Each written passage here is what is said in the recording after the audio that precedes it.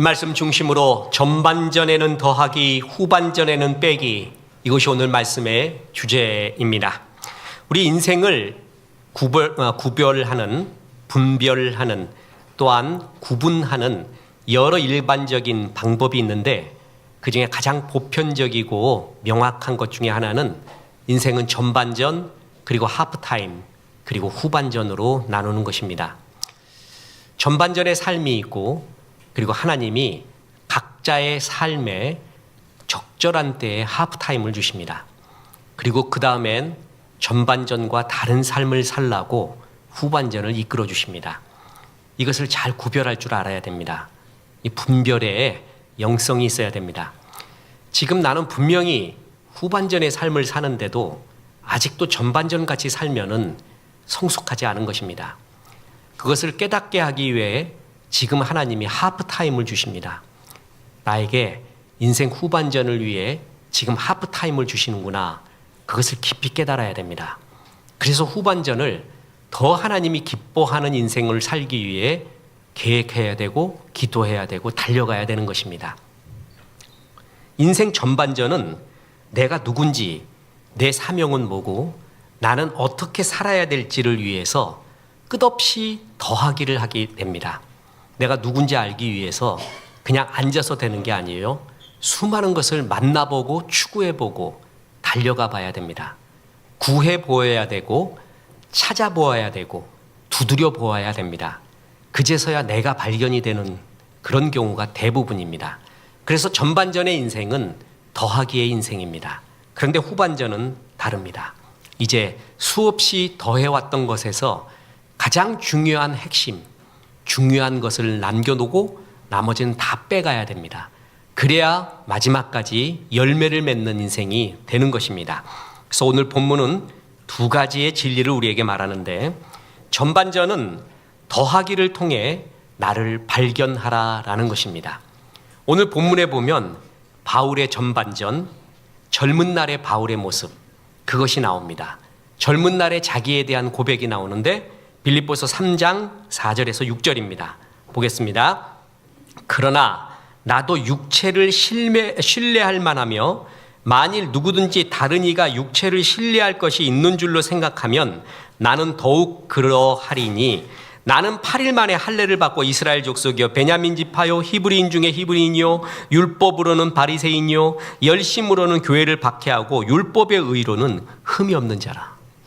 바울은 자기의 전반전 젊은 날을 간증하고 있는데 이른바 많은 사람이 흠모하는, 그리고 나도 추구해왔던 스펙을 말하고 있습니다. 나 이런 사람이라고. 나는 이렇게 자랑할 것, 육신의 것을 자랑할 것도 많고 또한 이야기할 것도 많다. 바울의 젊은 날에 대한 고백입니다. 우리의 젊은 날도 거의 그렇죠. 사실 내가 누구인지 알기 위해서 끝없이 이것도 해보고 이것도 이루어보고 이런 자격증도 따보고 또 이것도 추구해보고 이것도 이루어보고 그래야지만이 내 사회적 위치 또한 존재론적 위치가 확고해지기 때문에 젊은 날에는 끝없이 더하기 인생일 수밖에 없습니다. 밀란 쿤데라라는 작가가 있습니다. 글 참 잘 씁니다. 그의 작품 중에 대표적인 게 농담이라는 작품입니다. 그 농담에 이런 구절이 나옵니다. 모든 것이 진짜였다. 위선자들처럼 내게 진짜 얼굴 하나와 가짜 얼굴 하나가 있었던 것이 아니다. 나는 젊었고 내가 누구인지 누가 되고 싶은지 자신도 몰랐기 때문에 여러 얼굴을 가지고 있었다. 이해하시죠? 젊은 날에는 이것도 돼보고 싶고 저것도 돼보고 싶어요. 롤모델이 굉장히 많아요. 왜냐하면 아직 나에 대해서 모릅니다. 그래서 저 가수가 돼보고 싶기도 하고, 저 운동선수가 돼보고 싶기도 하고, 저 피아니스트가 돼보고 싶기도 하고, 저 시인이 돼보고 싶기도 하고, 내가 누군지 모르기 때문에 계속 흉내를 내는 거예요. 그래서 여러 얼굴을 가지고 있는데 그걸 가면이다, 여러 얼굴이다 말하지 마라. 그것은 아직 나를 모르기 때문에 끝없이 나를 추구하는 과정 가운데 있는 것이다. 지금 그 얘기하는 거예요. 그렇죠? 나 중학교 때 유행했던 영화가 이소룡이라고 아십니까, 여러분? 이소룡, 브루스리. 그 이소룡의 그 닭 같은 소리 나는 거 아시죠? 꼬꼬댁 하는 거 있잖아요. 그러니까 우리 애들이 싸울 때도 그 소리를 내요. 이소룡 소리를 내요. 그래서 아자 뭐 이러면서 맞을 때도 그 소리를 내고, 근데 그 사람 좀 지나서 성령이 나오니까 성령의 취권같이 이것들이 또 비틀비틀하면서 싸우기도 하고 웃기도 하고, 그게 뭐냐면 흉내를 내면서 내가 누군지 찾아가는 과정이었죠. 젊은 날에는 여러 얼굴을 가질 수밖에 없습니다. 아직 나를 모르기 때문에요. 자, 영화와 소설 중에 성장 소설이라고 있습니다. 그리고 성장 영화라고 있는데, 여러분 말죽거리 잔혹사 같은 거 아세요? 그러니까 한 아이가 청소년기의 그 격변기를 겪으면서 성인으로 자라가는 과정을 그린 거죠. 그거를 성장 영화, 성장 소설이라고 합니다. 한 사람이 어린 시절부터 성인이 되기까지 성장 과정을 그린 소설. 단순히 나이를 먹어서 물리적인 성장이 아니라 내면의 수많은 갈등, 시행착오를 통해서 비로소 자기를 발견해가는, 내가 누구인가를 발견해가는 그 과정을 그린 소설이 성장소설, 그것이 영화, 성장 영화입니다. 이 장르는 지워지지 않습니다. 계속됩니다. 그것이 인류 보편적인 마음이기 때문에 그 성장소설과 성장 영화는 다들 좋아합니다. 그 대표적인 성장소설이 뭐냐면 헤르만 헤세의 데미안입니다. 그 데미안의 주인공 싱클레어가 신비의 인물 데미안을 만나죠. 그래서 자기의 내면 세계를 깨고 자기를 발견해가는 과정을 그린 게 헤르만 헤세의 데미안입니다. 거기에 유명한 구절이 나오죠. 새는 알을 깨고 나온다. 알은 세계이다. 태어나려는 자는 하나의 세계를 깨뜨려야 된다. 아주 그 유명한 구절입니다. 그 깨어나기 위한 성장통, 젊은 날은 수려하고 좋습니다. 정말 아름다워요. 누구든 우리의 젊은 날을 간증하면은 아름다운, 너무 아름다워서 눈물 날 정도로 좋을 게 많을 겁니다. 더불어 성장하기 위해, 내가 누군지 발견하기 위해 말도 못하는 성장통, 그 알을 깨기 위한 통증이 동시에 존재하는 게 젊은 날이에요. 또 성장소설의 대표적인 게 셀린저의 호밀밭의 파수꾼입니다. 주인공 홀드는 어른이 되는 걸 거부합니다. 어른 세계는 너무 위선과 거짓 가득 차 있다. 나는 이 순수를 유지하고 싶다. 그게 홀든의 생각이었어요. 근데 그렇게 됩니까? 우리 교회도 보면은 늘본 부부 같은 사람들이 있어요. 보기만 해도 참 좋아요. 신선해요. 꼭 봄 같아요. 여러분 춘천은 10월이 돼도 5월인가 아세요? 춘천, 그 천이 뭐냐면 아까 춘이 봄춘자예요. 항상 봄 같다는 거예요. 그런 분들이 있습니다. 그래서 이 호밀밭 파수꾼 주인공 홀든도 늘 봄, 나는 늘 봄으로 있고 싶다. 어른 되기 싫다 이랬던 거예요. 그런데 나이 들어서 어쩔 수가 없어요. 어쩔 수 없이 손수건으로 얼굴 닦으면 때가 묻어나고 죄도 묻어나고 그 과정을 그린 게, 그러나 이 순수를 지켜야 된다. 어른 돼서도. 그게 호밀밭의 파수꾼 주제죠. 대표적인 성장소설의 또 하나입니다. 우리나라도 그래요. 저는 전 세계 어떤 성장소설보다 뛰어나고 정말 내세울 수 있다고 생각하는 소설이 황순원의 소나기 아세요? 예, 이건 이제 아시는 분들은 이제 조금 올드하시고 인생 좀 먹으신 분들. 우리가 교과서에서 배웠죠. 교과서. 제 기억으로 중학교 때 배운 것 같아요. 그 시골의 순수한 소년이 그 서울에서 온 병약한 소녀를 만나게 되죠. 그래서 사랑을 하게 돼요. 순수한 사랑을. 그 둘을 또 매개해 주는 게 뭐냐면 더 가까워지게 매개해 주는 게 소나기였어요. 소나기. 그 소나기, 황순원의 그 수려한 문체, 소년의 순수한 마음, 그리고 거기에 소녀가 죽어가죠. 타인의 죽음을 통해 이 소년이 성장해가는 과정이에요. 제가 이 중학교 때 이걸 교과서에서 배웠잖아요. 교과서에서 배우는 거는 다 뻔하다 이렇게 생각을 했는데 조금 이상했나 봐요. 제가 그때 사춘기였나? 그걸 읽고 한 3일을 좀 알았던 것 같아요. 우울증 같은 거를. 그래갖고 그 교실에 앉아있는데 선생님이 날 지적하는 거예요. 저 뭐하는 놈이라고 저거. 얘가 멍하니 앉아있는 게 그 황순원의 소나기 속으로 들어갔던 것 같아요. 그렇게 좋아요. 그 소년도 좋고 소녀도 좋고 소나기도 그렇게 좋았어요. 자연과의 매치. 그 속에서 완전히 그 함몰되었던 것 같습니다. 그때 심정도 이상하고 그때 느꼈던 아우라 지금도 생각이 나요. 이게 젊은 날의 초상이죠. 젊은 날은 내가 누군지 정말 알고 싶어 해요. 그래서 이 성장 소설, 성장 영화의 기본적인 구조가 있습니다. 그럼 뭘 통해서 애가 깨달아 가느냐, 성장해 가느냐? 그게 만남입니다. 여러 만남을 가져요. 그 중에 의미 있는 만남, 의미 없는 만남을 구별해 갑니다. 그래서 예를 들어서 데미안 같은 경우는 뭐예요? 싱클레어 같은 경우는 데미안을 만나죠. 그리고 이 황소년, 소년 같은 경우에는 소녀를 만나죠. 그동안에 수많은 사람을 만나지만 나를 아래서 깨워주는 결정적인 하나의 만남, 그 하나의 만남 위에서 여러 만남을 만나요. 그래서 그게 더하기 인생이에요. 젊은 날에는 이렇듯 수없이 더해갑니다. 우리가 하나님께 봉사를 할 때도요, 은사 중심으로 봉사하는 것이, 헌신하는 것이 굉장히 중요합니다. 내 은사대로 봉사를 할 때 열매가 나타나고 역사가 나타나고 나도 즐거운 거예요. 자, 은사 발견에 중요한 원리가 있습니다. 내가 좋아하냐, 잘하냐예요, 일단. 그리고 의로우냐, 이 세 가지가 사명과 은사 발견의 3대 요소입니다. 예를 들어 우리 성가대 찬양을 참 잘해주잖아요. 나는 노래 부르는 걸, 노래 듣는 걸 너무 좋아해. 근데 부르는 거는 환장해요. 내가 부르면 다른 사람이 다 쓰러져 버려요. 그리고 음은 참 맨날 틀려요, 맨날. 그리고 옆에 사람 음 따라가고, 그것도 제대로 따라가면 괜찮은데 반음 내리고 반음 올리고 박자는 늦고 이래요. 그러니까 듣는 건 좋아하는데 부르는 걸 못 하잖아요. 그러면 그건 내 은사는 아니에요. 은사는 내가 좋아해야 돼요. 그리고 잘해야 돼요. 그리고 그게 의로워야 돼요. 그럼 묻겠습니다. 내 은사가 뭐예요? 그것은 여러 개를 해봐야 합니다.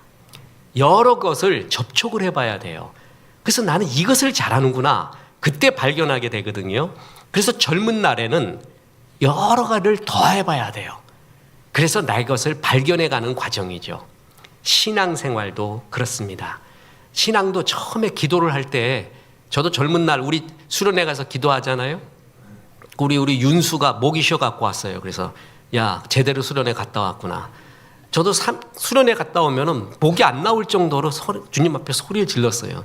그 기도도 그냥 기도가 아니라 벽치기, 뒹굴기, 공중부양 해가지고 별의별 기도를 다 하면서 주님 앞에 부르짖죠. 막 소리 지르고 그러죠. 그러다가 또 신앙이 지나니까, 아, 하나님이 귀머거린가? 하나님은 살살 말해도 듣는구나. 그래요. 그래서 이제 샤브샤브 기도로 또 갑니다. 샤브샤브 기도를 해요. 그러다가 이게 나의 간절함의 표현인가? 나 주님 앞에 어린아이 같이 또 부르짖고 싶다. 그래서 또 소리 질러요. 이렇게 신앙도요, 여러 형태를 거쳐갑니다. 그래서 내 것을 발견해 나가는 과정이 있는 거죠. 성경에 보면은 수많은 사람들이 나와요. 바울이 역사를 하잖아요. 근데 바울 곁에 수많은 동역자가 나와요. 거기에 성경을 잘 연구해 보면 그 동역자들 중에 내 모습이 있어요. 내 기질과 성정, 은사에 딱 맞는 사람이 있어요. 그것도 여러 개를 보니까 그때 아는 거예요. 하나만 봐서는 모르는 거죠. 세상에 제일 위험한 사람이 책 하나 본 사람이라는 거 아니에요? 아예 보지를 말던가. 여러 개를 봐야 되는데 책 하나만 보면 그게 다인 줄 알아요. 그리고 그 하나로 모든 사람을 정죄해요. 이게 아닌 사람을 다 정죄하고 있죠. 이랬듯 젊은 날에는 더하기 인생 속에서 많은 것을 접해보는 거예요. 그래서 힘도 딸리고 혼돈도 많이 있고 방황도 합니다. 우리의 젊은이들을 그런 면에서 많이 이해해줘야 됩니다. 일탈하지 않도록 잘 지도하면서 이들이 충분한 경험하고 자기를 발견할 수 있도록 부모들이 기도를 해줘야 됩니다. 그렇게 열심히 뛰잖아요. 그러면은 기도할 틈도 없어요, 어떨 때는. 그래, 그 젊은 날 열심히 뛰다 보면 기도한다고 해보면 주무시고 계셔요. 그 생각도 안 나고. 예, 그때 어른들이, 부모들이 그가 잘 하나님 앞에 쓸 수 있도록 최선을 다해 중보기도 하고, 그 젊은 날 그 많은 체험이 하나님 앞에 아름다운 비전 발견의 통로가 되도록 기도해 줘야 됩니다.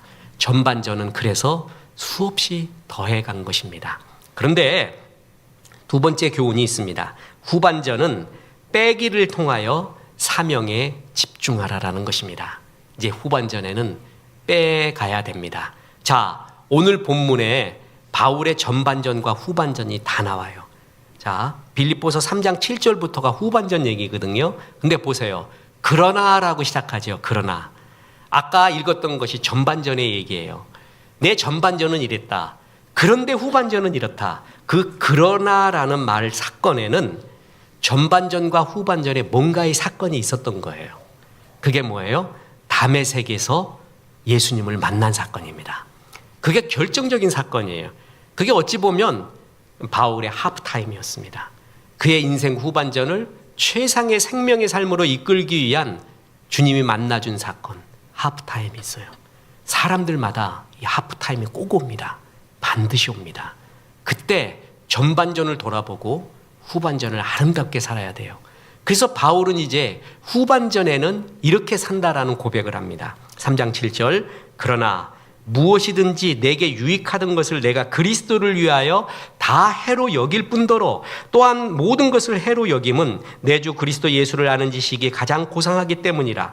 내가 그를 위하여 모든 것을 잃어버리고 배설물로 여김은 그리스도를 얻고 그 안에서 발견되려 함이니 내가 가진 의는 율법에서 난 것이 아니요 오직 그리스도를 믿음으로 말미암은 것이니 곧 믿음으로 하나님께로부터 난 의라. 이 글을 다 읽어보면, 이 구절을 읽어보면 바울은 뭘 하기 시작했다는 거예요? 빼기 시작했다는 거예요. 예수 그리스도께서 주신 사명, 그리고 내게 주신 하나님의 은혜 외에는 전반전에 더해갔던 것, 내가 8일 만에 할례도 받고 히브리인 중에 히브리인이요 베냐민 지파요 율법으로 흠이 없는 자요, 또 얘기할 거 많은 거 의미 없는 거라는 거예요. 나는 이제 진짜를 알았다. 그래서 모든 것을 빼고 하나님 주신 진짜의 사명 가운데 집중하겠다. 지금 후반전에 대한 고백을 그렇게 하는 것입니다.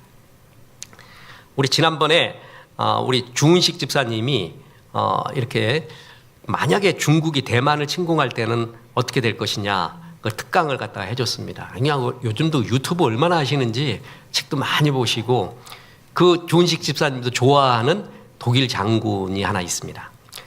2차 세계대전 중에 독일의 육군 장군 중에 연합군 역사가 중에서도 이 두 사람을 꼽는 두 사람이 있어요. 독일군 중에 하나는 롬멜, 또 하나가 뭐냐면 에릭 폰 만슈타인이라는 사람입니다. 이 만슈타인은 히틀러에게 의견을 제시할 수 있는 몇 안 되는 장군 중에 한 명입니다. 근데 이 사람이 여러 업적이 있지만 이 사람의 어록, 그러니까 이 사람이 한 말 중에 제일 유명한 게 뭐냐면 최고의 지도자와 최악의 지도자를 말한 거예요. 그러니까 최고의 장군이 뭐냐면 똑똑하고 게으른 장교. 그러니까 똑개라 그러죠. 똑똑하고 게을러요. 이때 게을렀다는 건 뭐냐면 진짜 게을렀다는 게 아니라 남이 보기에 게을러 보여요. 왜 게을러 보이는 줄 아세요? 핵심에만 집중하기 때문에. 나머진 설렁설렁해요. 그리고 진짜 핵심일 때는 사자처럼 덤벼들어요. 그래서 이루어내요. 똑똑해요. 핵심을 볼 줄 아는 똑개, 이게 최고의 장군이래요. 근데 최악의 장군은 뭐냐면은 멍청하면서 열심까지 있는 장군이래요. 핵심을 못 봐. 이것이 뭐가 중요한지 몰라. 다 중요해. 그래서 모든 힘을 다 쏟게 해요. 게다가 성실하기까지 하네. 얼마나 부하들까지 닥달을 하는지 몰라요. 그래서 새벽부터 나오래. 나왔는데 하는 게 별거 없어요. 근데 힘은 다 빼게 해요. 그래서 정작 중요한 일 때 다 졸아버려. 다 힘 빠져버려요. 이런 멍청하면서 성실한 장군이 최악의 장군이다. 최고의 리더자가 뭐라는 거예요? 필요 없는 거 빼라는 거예요. 그리고 힘을 저축해놨다가 가장 중요한 거에 집중하라는 얘기죠. 제가 설교 시간에 쿵다라다따 빵에 대해서 많이 말합니다. 이걸 설교 제목으로 할까 그러다가 저 2단 하나 나왔다 그럴 것 같아갖고 그 강조를 할 때 말이에요. 쿵다라다따 빵이란 말이에요. 그러니까 정말 중요한 거 하나를 위해 나머지가 쿵다라다따가 돼야 돼요. 그런데 빵빵빵빵 그러잖아요. 그럼 뭐가 중요한지를 몰라요. 그리고 힘을 똑같이 분배해야 돼요. 그러면 정작 제일 중요한 게가 소홀해질 수가 있는 거예요. 그죠? 나머지는 힘을 좀 뺄 줄 알아야 돼요. 그렇다고 해서 결정적인 걸 못하는 게 아니에요. 다 잘할 수 없는 거란 말이에요. 그죠? 그래서 쿵다라다따 빵, 힘 빼고 있다가 결정적인 거에 빵이 들어가야 된다 말이죠. 그게 뭐예요? 집중의 힘이라는 것입니다. 바울이 지금 집중하겠다는 거예요. 내가 전반전에 수없이 나에게 붙어있던 것들을 다 떼어낸다. 몸을 가볍게 하겠다. 그래서 집중하겠다. 그 말을 하는 거예요. 여러분, 매년 영화 시상식 중에 제일 유명한 게 아카데미 시상식 아니에요? 그러니까 아카데미에서 제일 시상식에 주목받는 게 최우수 작품상이에요. 그 최우수 남우주연상, 여우주연상. 난 어렸을 때 여우주연상 그래서 여우 받는 줄 알았어요, 상으로. 그래가지고 무슨 작품이 최고의 작품이냐가 제일 유명하지요. 그런데 요즘 들어서 굉장히 주목받고 있는 상이 있습니다. 그게 편집상입니다. 1981년 이후로 아카데미 최우수 작품상을 수상한 작품의 5분의 4 이상은 전부 편집상을 받은 작품들입니다. 그러니까 저 작품이 최고의 작품이 되기 위해서는 최고의 편집자가 나오지 않으면 최고의 배우가 나오고 최고의 카메라맨이 나와도 감독이 있어도 소용이 없다는 거예요. 편집이 그만큼 중요하다는 거예요. 소비에트의 몽타주 이론의 아버지, 영화계의 아버지입니다. 세르게이 아이젠슈타인이 있습니다. 그 사람의 영화에 대해서 아주 유명한 얘기를 했는데 영화는 편집에서 태어난다. 그래서 영화는 찍을 때 그리고 편집에서 태어난다. 둘 다 반반이다라는 거예요. 영화는 이야기거든요.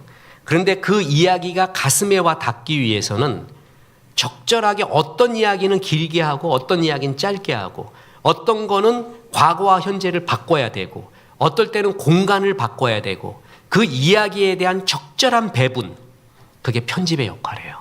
그 편집이 뛰어나지 않으면 감동이 없다라는 것입니다. 이야기를 하는 사람이 많은데 이야기를 살리는 사람이 편집자입니다. 순서만 바꿨을 뿐인데 눈물이 나요. 그게 편집의 힘이에요. 과거 현재만 살짝 바꿨는데 눈물이 나요. 감동이 있어요. 그게 편집의 힘입니다. 그래서 유능한 편집인이란 뭘 더하고 빼고 그렇게 함으로써 주제, 배경, 줄거리, 인물 등에 생명을 부여하는 사람. 그래서 쉽게 말해서 주제로에 집중할 수 있는 그 역할을 하는 게 편집자입니다. 정말 최고의 편집자가 얼마나 중요한지 모릅니다. 우리 기독교계에서 굉장히 많이 읽힌 슈퍼셀러가 있었습니다. 이게 뭐냐 하면 릭 워런 목사님의 목적이 이끄는 삶이었죠. 말도 못하는 슈퍼셀러였어요. 릭 워런 목사님이 말을 하고 그걸 편집해 준 사람이 뭐냐면 현대 경영학의 아버지라 일컬음을 받는 피터 드러커였습니다. 피터 드러커가 목적이 이끄는 삶에 편집을 해주고 총 제작을 해준 거예요. 그러니까 말의 순서를 딱 정해주고 이런 순서로 해야 되고 이런 주제로 해야 되고 자 내용은 막 흩어져 있어요. 그거를 딱 정리해주고 쏙 들어오게 만들어준 게 그게 편집, 피터 드러커의 역할이었어요. 이 편집에서 제일 중요한 게 뭔지 아세요? 빼기라는 것이에요. 빼기. 다 집어넣으면 안 되는 거예요. 빼야 돼요. 적절한 것을 위해 아버지를 다 빼는 거예요. 이것은 굉장히 성경적입니다. 저는 편집자가 굉장히 성경적이라고 봅니다. 왜냐하면 주님도 열매를 맺기 위해서는 가지치기를 해야 된다고 말을 했어요. 요한복음 15장 2절에 무릇 내게 붙어 있어 열매를 맺지 아니하는 가지는 아버지께서 그것을 제거해 버리시고 무릇 열매를 맺는 가지는 더 열매를 맺게 하려 하여 그것을 깨끗하게 하시느니라. 열매 맺는 가지는 더 열매를 맺게 하기 위해서 그것을 깨끗해 한다. 주변 잔가지를 뭐 한다는 거예요? 다 가지친다는 거예요. 그래서 그 열매가 최상의 열매가 되도록 만들어준다는 거예요. 저는 요번 여름에 내 일생 태어나서 최고의 수박을 봤습니다. 진짜 나 그렇게 큰 수박, 나 공룡 알인 줄 알았어요. 처음에. 어떻게 이렇게 큰가? 그랬더니 윤문식 집사님이 헌물하고 이제 선물해 주신 겁니다. 목사님 3,300개 중에 제일 큰 거 갖고 온 겁니다. 그래. 제가 3,300대 1에 그 경쟁을 뚫은 수박을 오래 먹은 거예요. 맛도 엄청 맞고 정말 커요. 내가 그 집사님 밭에 직접 가서 봤거든요. 뭔지 모르겠는데 수박 되기 전에 요 주먹만한 거 있어요. 그런 거 열린 거 있어요. 그렇게 어떤 건 재해버린대. 그런 거는 다 빼버린대. 이놈이 다 양분 잡아먹어갖고 의미 없는 거 다 잘라버린대요. 진짜 하나에 집중해야 돼요. 그래야 그놈이 큰 겁니다. 배꽃이 정말 이뻐요. 저 사진 찍으러 다닐 때 배꽃 확 피는 거 한 번 봤어요. 한 번. 그런데 그때 진짜 이쁜데 그 다음 날 되면 배꽃 다 없어진다 그랬죠. 주인이 와서 다 땁니다. 왜냐하면 지금 내가 배나무를 심은 거는 배꽃 때문이 아니라 열매 때문이에요. 배. 근데 배꽃이 화려하게 피면 열매에 들어갈 양분을 꽃이 다 먹어버린대요. 그래서 주인이 꽃을 다 따버리는 거예요. 맞습니다. 가지치기를 하는 거예요. 뭐든지 열매는 가지치기, 빼기를 하지 않으면 열매를 맺을 수가 없습니다. 그래서 고린도전서 9장 25절에 보면 이기기를 다투는 자마다 모든 일에 절제하나니. 절제가 뭐죠? 뺀다라는 얘기입니다. 인생 후반전에 갈수록 고수는 뭐냐면 뭘 더해갈까가 아니라 뭘 뺄까 그걸 봐야 돼요. 아, 이건 의미 없어. 이건 설레이는 것이 아니야. 이것은 열매 맺는 것이 아니야. 그런 것은 하나둘씩 빼가야 됩니다. 그래야 온전한 큰 수박, 인생의 마지막 후반전에 최고의 열매를 맺는다라는 것이죠. 저는 일본의 예술 중에 좋아하는 것이 두 가지가 있습니다. 그래서 오죽했으면 특히 시, 일본의 시, 단시를 이해하기 위해서 일본어를 좀 배우고 싶다 할 정도로 했는데 일본의 단시에 하이쿠라는 것이 있습니다. 정말 좋습니다. 그거 우리나라에도 단시의 전통이 있지만 거기는 그 단시의 하이쿠의 전통이 굉장히 깊습니다. 그리고 굉장히 잘 씁니다. 노인네 대해서도 하이쿠를 쓰는데 기가 막히게 써요. 참 인생의 예지가 빛나는 한 줄짜리 글 하이쿠라는 게 있고 예술 미술 분야에 뭐가 있냐면 우키요에라는 것이 있습니다. 일본 17에서 19세기 에도 시대에 유행했던 목판화, 판화예요. 우키에라는 것, 우키요라는 것은 뭐냐면 세속, 헛되다라는 뜻이고요. 애가 그림이에요. 그래서 그 합치면은 세속적인 그림, 또 뭐냐면 현실의 그림, 현세의 그림. 그래서 별의별 소재가 다 나와요. 근데 이 우키요에가 얼마나 영향을 미쳤냐 하면 서양으로 수출이 됩니다.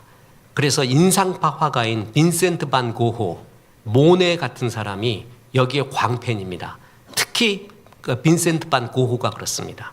그래서 우키요에를 흉내내고 습작 가지고 그 작품을 수없이 모으고 자기의 새로운 세계를 개척하기 위해서 우키요에에서 영감을 얻기도 합니다. 아주 쉬운 말로 뭐냐면 여러분 화투 있죠? 아, 여러분 모르시는구나. 신앙생활 열심히 해서 그런 건 눈에도 안 보죠. 네, 그러리라고 믿습니다. 그 동양화에 보면은 그 어떤 귀족 같은 사람이 우산 쓰고 비 있잖아요. 비. 그 깨구리도 있고 그게 우키요의 그림이에요. 그림 중에 하나예요. 심플하죠. 아주 단색, 확 강렬한 색. 여러 그림이 있는데 이 우키요의 화풍 중에 하나가 뭐냐면 한색 빼기라고 있습니다. 색깔 하나를 빼요. 그래서 어떨 때는 지붕 색깔을 빼고요. 지붕 위에 있는 하늘 색깔을 빼고요. 어떨 경우에는 주인공의 옷자락 하나의 색깔을 빼버려요. 그러니까 한색 빼기예요. 그게 덜어냄의 미학, 빼기의 미학. 그래서 독자들이 거기에 들어갈 수가 있어요. 자기가 상상을 할 수가 있어요. 그 여백에 들어가서. 안 그러고 한색을 빼니까 굉장히 집중이 있어요. 오히려. 색깔이 꽉 차 있는 것보다 빼있는 색깔이 굉장히 집중을 주는 거예요. 또한 감성을 주는 거예요. 덜어냄의 미학. 지금 나오는 미니멀리즘. 그런 류의 철학입니다. 이 예술의 특징도 뭐예요? 빼는 겁니다. 뺄 때 역사가 나타나는 거예요. 세계 최고의 조각가라고 일컬음 받는 사람 중에 하나가 미켈란젤로 데이빗상이 있잖아요. 그 사람이 조각을 할 때 아주 유명한 말이 있습니다. 나는 대리석 속에 이미 조각상이 있다고 믿는다. 내가 조각하는 것은 그 조각상 있는 것을 불필요한 것을 뺄 뿐이다. 무슨 얘기냐 하면 대리석 속에 이미 다윗이 있대요. 자기는 그게 보인대요. 그러면 다윗 아닌 걸 빼면 된다는 거예요. 그 조각 큰 대리석 중에 속에 다윗이 있는데 다윗 아닌 거를 빼버리면 그게 다윗이 된다는 거예요. 우리는 무엇을 붙임으로써 다윗이 되는 줄 아는데 아니라는 거예요. 다윗 아닌 거를 뺄 때 다윗이 된다는 거예요. 우리도 하나님이 지어주신 나, 그리고 내게 주신 사명이 있어요. 근데 잘 안 보여요. 그리고 그 일을 잘 못 이루고 있어요. 그 이유 중에 뭐냐면 불필요한 것이 너무 붙어 있어요. 그래서 온전한 나, 온전한 데이빗이 아니에요. 그럴 때는 그것을 빼버려야 됩니다. 그래야 진짜 나의 모습이 보여요. 그리고 내가 달려갈 길이 보이게 됩니다. 하나님은 내가 잘 안 빼지거든요. 나이 들어서도 더 하고 싶어요. 그게 우리의 욕심이기도 하고 끝내 그렇게 살려고 하거든요. 그때 하나님이 주시는, 우리를 사랑해서 주시는 방법이 있습니다. 그게 고난입니다.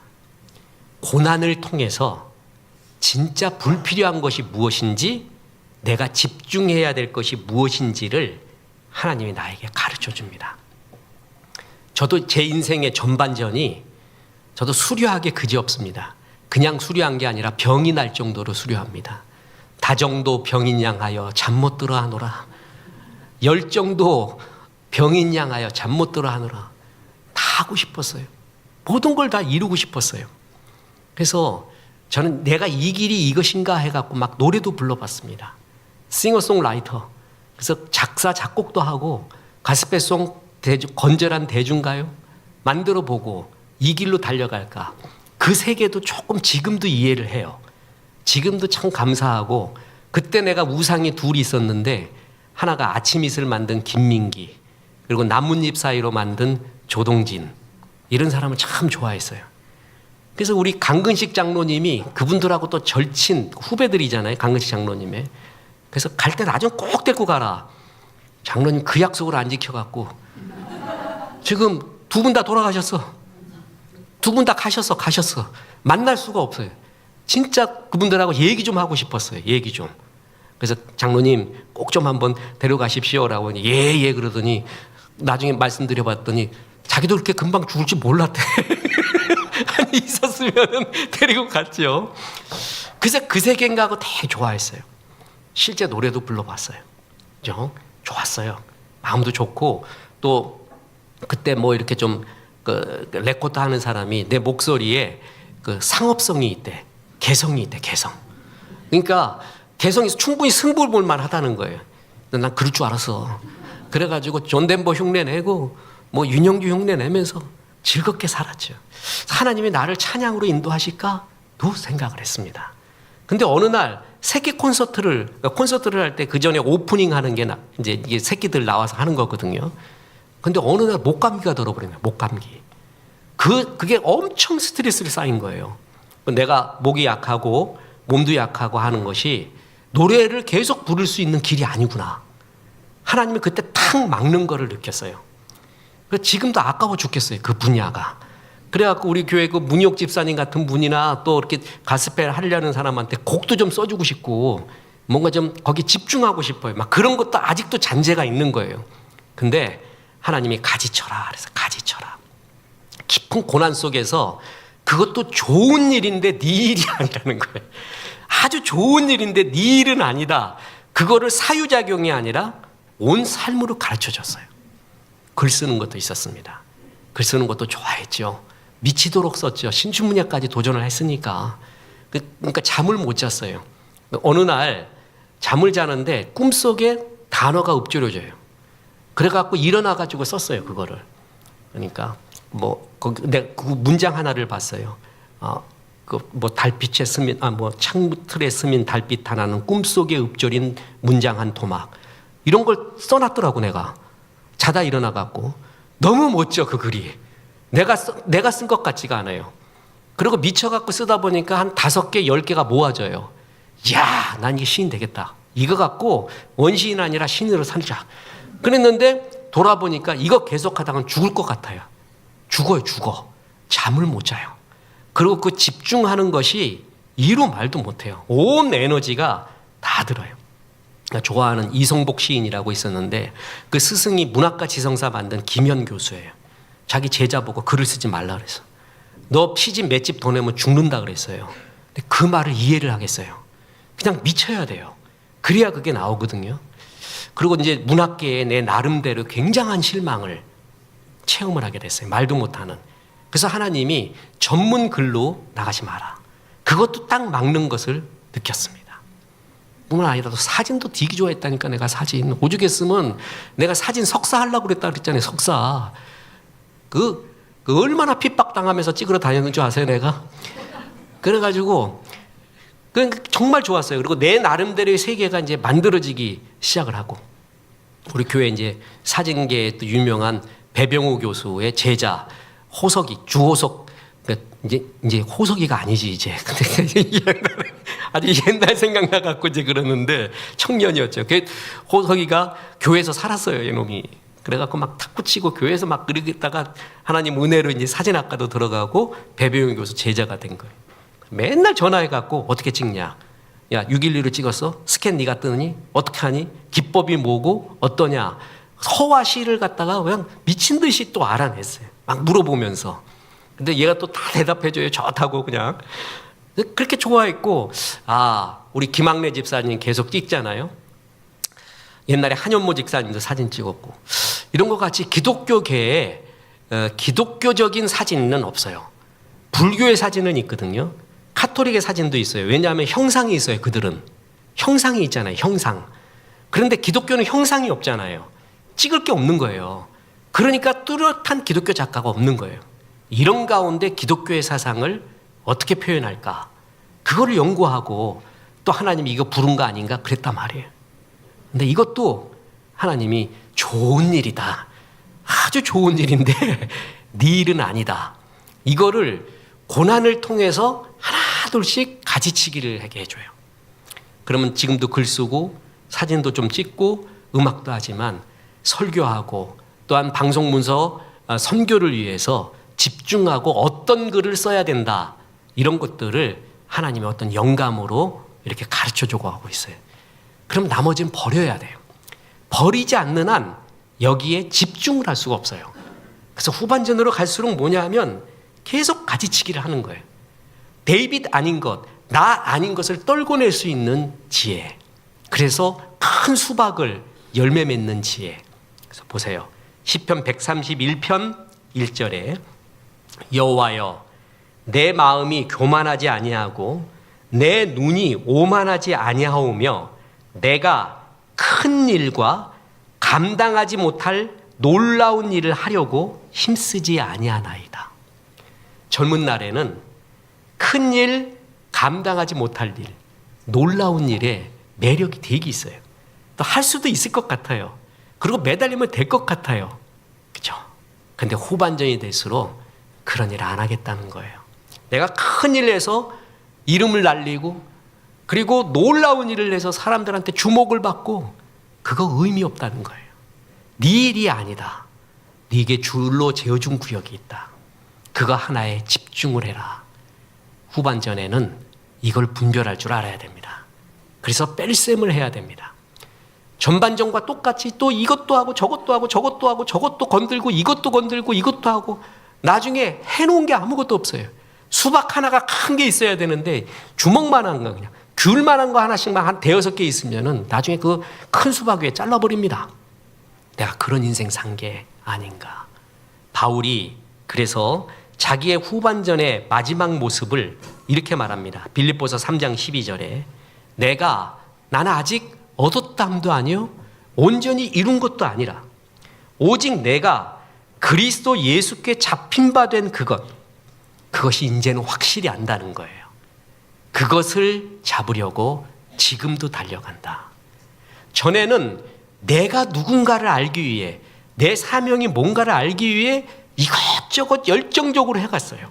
근데 후반전의 아름다움은 뭐냐면 이제 내가 누군지 알고 내가 달려갈 길을 알게 되는 거예요.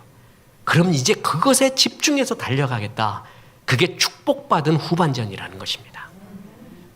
설교 때 참 수없이 반복했던 예화, 버나드 쇼, 미리 적어놨던 자기의 묘비명, 우물쭈물하다가 나 이렇게 될 줄 알았다. 그건 사람들이 보기엔 멋져 보이지만 자기가 알아요. 나는 내가 누군지를 모르고 평생을 우물쭈물하다가 이렇게 됐다는 거예요. 그걸 보고 개그맨 장미화라는 김미화 그건 여러분 알아서 분별해서 들으시길 바랍니다. 우리 교회도 지금 나오셔서 갖고 지금 참 간증도 해주시고 하는 그 개그맨 같은 이름이에요. 미화 아무튼 미화 개그맨이 뭐라 그랬냐면은 웃기다가 자빠졌다. 자기는 그렇게 쓰겠대요. 묘비명을. 자기의 사명을 알았어요. 개그맨의 사명이 뭐죠? 사람들한테 웃음을 주는 거예요. 그러다가 여기 자빠졌다. 난 버나드 쇼의 묘비명 그의 인생보다 자기의 인생의 비전을 알았던 이 사람이 훨씬 훌륭해요. 나 웃기다 자빠졌다. 내 사명을 알고 나는 오직 내가 그리스도 예수께 잡힌 바 된 그것을 잡으려고 달려가노라. 그러다가 하나님 부르시면 가면 되는 겁니다. 순교란 가서 어디서 주님 보고 전하다가 죽는 거 그것만 순교가 아니라 주의 비전 쫓아가다가 하나님 부르시면 가면 그게 순교예요. 여러분 우리 교회에 하나님이 너 정말 교회 우리의 강남 비전교회 사랑해 왔구나. 물과 같은 교회를 포도주 같은 교회로 만드는데 네 인생을 다 썼구나. 여러분 이것은 세계 어디에 있는 어떤 유명한 사람의 칭찬보다도 아름다운 칭찬입니다.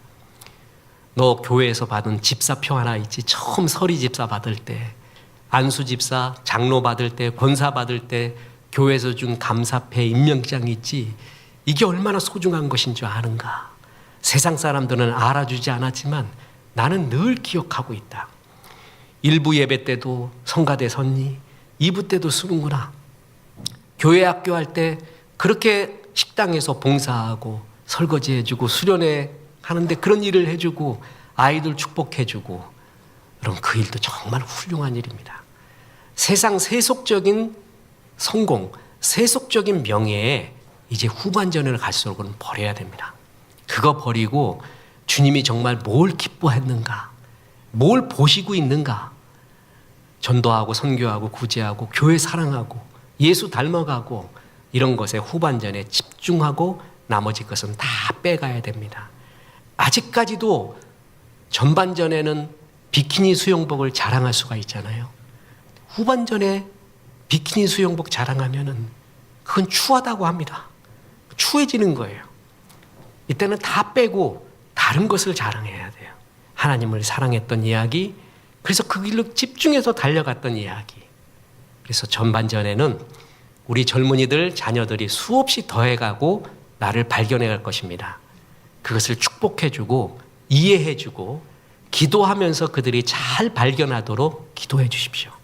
그리고 하나님이 어떤 계기로 하프타임을 주시면 깊이 분별하고 묵상하여 후반전을 맞을 때는 바울과 같이 모든 것을 배설물로 여기며 진짜 필요하고 설레이고 감동적이고 역사를 이루는 그런 사명 하나에 집중하며 달려가야 됩니다.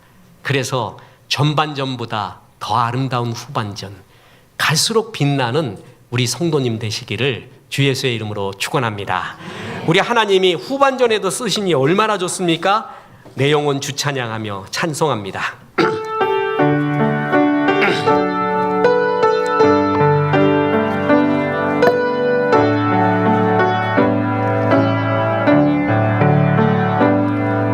내 영혼 주 찬양하며 하나님 내 구주를 기뻐하고 능하신 이가 큰 일 행하시니 그 이름 거룩해. 내 영혼 주 찬양하며 내 영혼 주 찬양하며 하나님 내 구주를 기뻐하고 능하신 이가 큰 일 행하시니 그 일 다시 한번 찬송합니다. 내가 주께 갈 때까지 이 찬양을 내 영혼 주 찬양하며 하나님 내 구주를 기뻐하는 능하신 이가 큰 일 행하시니 그 이름 거룩해.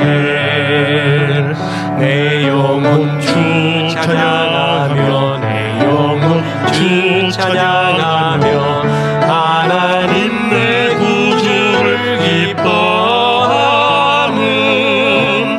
능하신 이가 큰일 행하시니 그 이름 거룩해. 이제는 우리 구주 예수 그리스도의 은혜와 하나님의 크신 사랑, 성령님, 전반전에 나를 찾아가라, 후반전에 사명에 집중하라 말씀하심이 이 말씀에 아멘한 사랑하는 성도들에게 함께 하셔서 이제부터 끝날까지 크신 영광 받으시옵기를 우리 구주 예수 그리스도 이름으로 축원하옵나이다. 아멘.